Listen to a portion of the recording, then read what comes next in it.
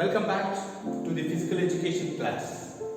In the previous classes, we have seen the history and few rules and regulations which is being followed in one of the major game called volleyball. In today's session, we are going to discuss few more rules and regulations of the major game. In that, the first comes the block.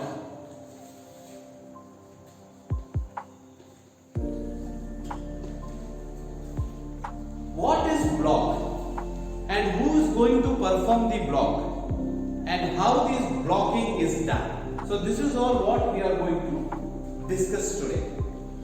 Block is nothing but an action of a player who is closer to the net and he is going to perform by raising his hand above the net and intercept the ball which is coming towards his court. So here, in a simple word, intercepting the ball which is coming towards the court is called as a block. It is called as a block. In this block, we have single block, double block, collective block, and blocking attempt and complete block. These are the 5 different things which we are going to discuss now. So you are very clear.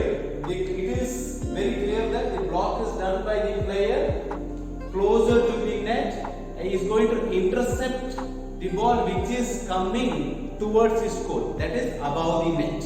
That is called a block. So in that, the first thing is that single block. What is a single block? A single player, that is a friend zone, a player individually jumps above the net to block the ball, that we call as a single block.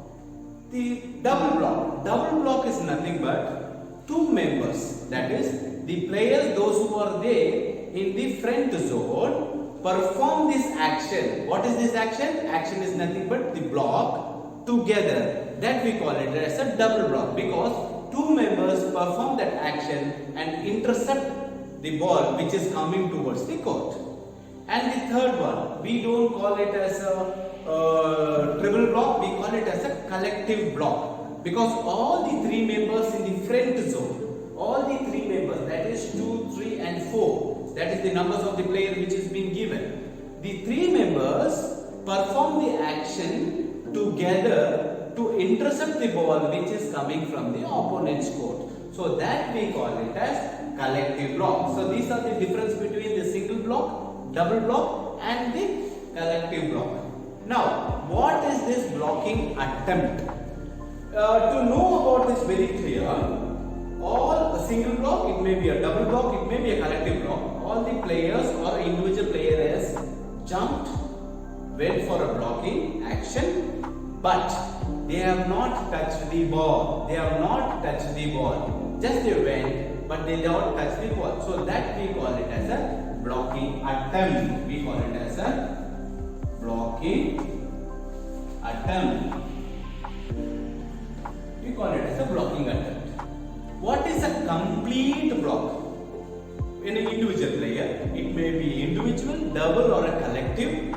They just go with the action, that is of blocking. And if any one player in that, when you are going collective block, 3 members go in that, and any one player has touched the ball while performing this action, we call it as a complete block. When the ball touches the player, any player, if an individual goes, if he touches individually, we call it complete block. And 3 members, that is collective members, go and they block, and even if it touches one player, we consider that as a complete block. So it is complete block. So this is all about the blocking. So we have seen what is blocking, what is single block, a double block, a collective block, and what is blocking attempt, and what is a complete block. Now we are going to see that block and teammate. We are going to say the block and teammate. Dear students, the block is not considered as a teammate. the block is not considered as a teammate. Even after the blocking, if the ball comes to the own team of the blocker, still that team is having entitled with 3 teammates to send the ball. So the block is different with the teammate. The block is not considered as a teammate. Even after the blocking, the team is entitled with how many hits? 3 hits. It is entitled with 3 hits to send the ball to the opponent's court. Here, if the blocker, a single person, that is the big player, the setter or the passer has gone for the block and he has blocked and the ball has touched him and come to the same court, and again he is permitted to play the ball again. There is not fault. It is not called as a consecutive contact. It is not a fault at all. Still he is entitled to play the ball. This is all about block and the teammate. The next thing, whether the blocking can be done in the opponent's play or opponent's space. Not in the play, it is opponent's space. Yes, the player is permitted. The players are permitted to go for block in the opponent's play, provided they should not interfere with the opponent play and they should not touch the ball before the attack.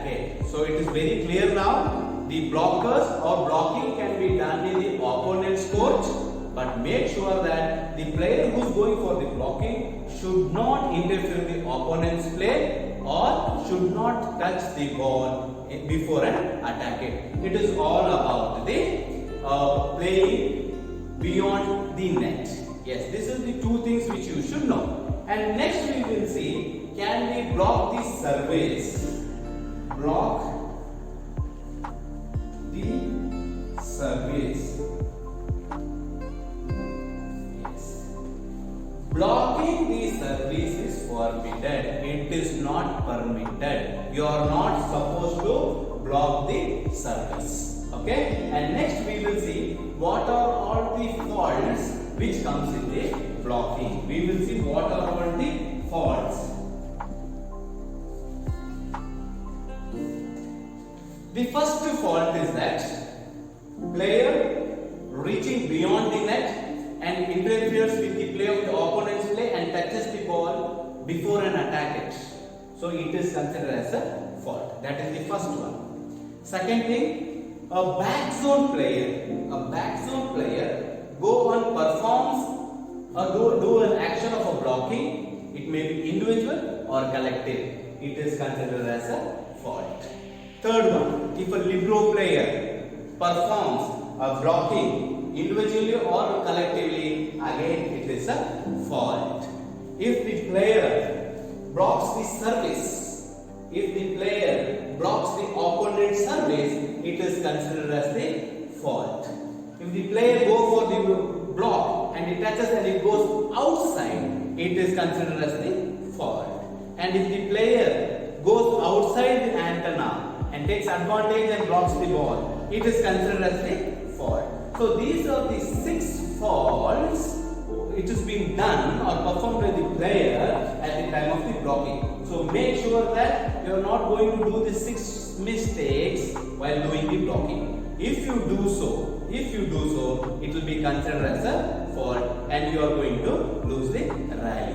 Yes, to make it a summarized thing of the blocking is nothing but an action of a player done above the net, closer to the net, and just block the ball which is coming from the opponent's court. In that we have seen again single block, double block, collective block, blocking attempt, and a complete block. This I very clearly discussed.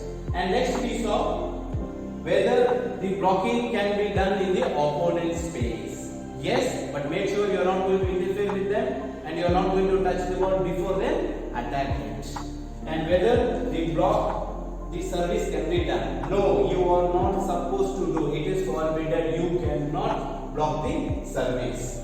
Next we saw block and the teammate. Block is not considered as a teammate. Even after the block, a team is entitled with 3 teammates to send the ball to the opponent's court. Then comes the faults. We have discussed 6 faults. All the faults is being done. Whether if a libero performs a block, it is a fault. A back zone player performs a block, it is a fault. If a player goes outside the antenna and performs a taken advantage in block, it is fault. And if the player reaches beyond the net and touches the ball before an attack and interferes with the play of the opponent, it is considered as the fault. And if it hits the ball and if it goes outside, if it hit the hand of a blocker and if it goes outside, and that is also considered as foul, and it is a fault. This is all about the fault. Now we will be moving to the next rule, that is timeout and technical timeout.